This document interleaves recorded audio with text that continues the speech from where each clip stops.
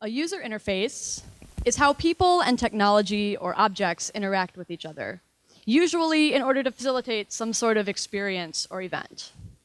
And there's a concept in UI, which is abbreviation of user interface, called the zero interface.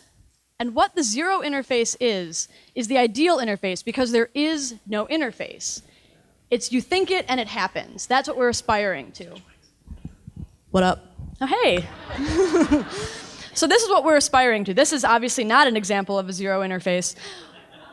When you're getting towards the zero interface, what you want to design is you want minimal mental touch points. You want people to have to think about what they're doing as few times as possible, and you want to make use of convention. You want to play into the habits that people have. Otherwise, you're setting yourself up for failure.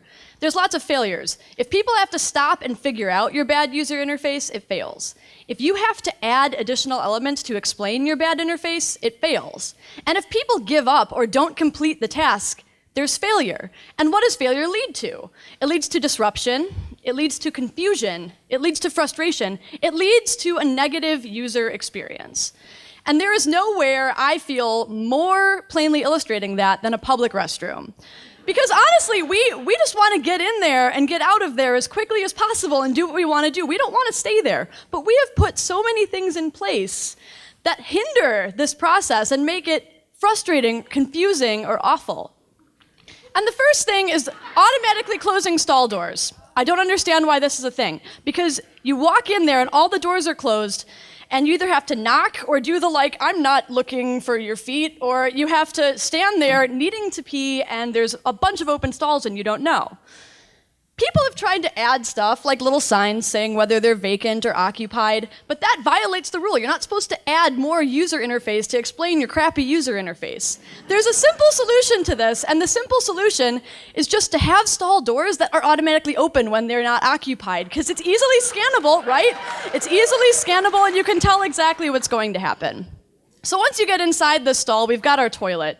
And one thing that's bothering me is the eco toilets, where up flush is the lower amount and down flush is the higher amount. And the reason this bothers me is because people have a habit, and the habit is flush down. Like, you're not going to think about it and consider it, like, oh, green handle, oops, I just wasted a bunch of water. They've tried to add signs to explain this, but again, violating the rule. You shouldn't have to add more elements to explain your crappy user interface. No one's going to read this.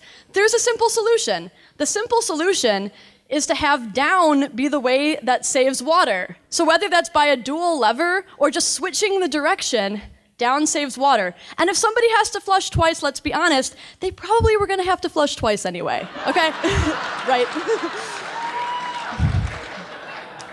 So then, now we've done our business, we want to wash our hands. The hand drying situation is rife with bad user experience for multiple reasons. First of all, there's usually not enough hand drying devices to go around per sink. So inevitably you're going to be waiting in line.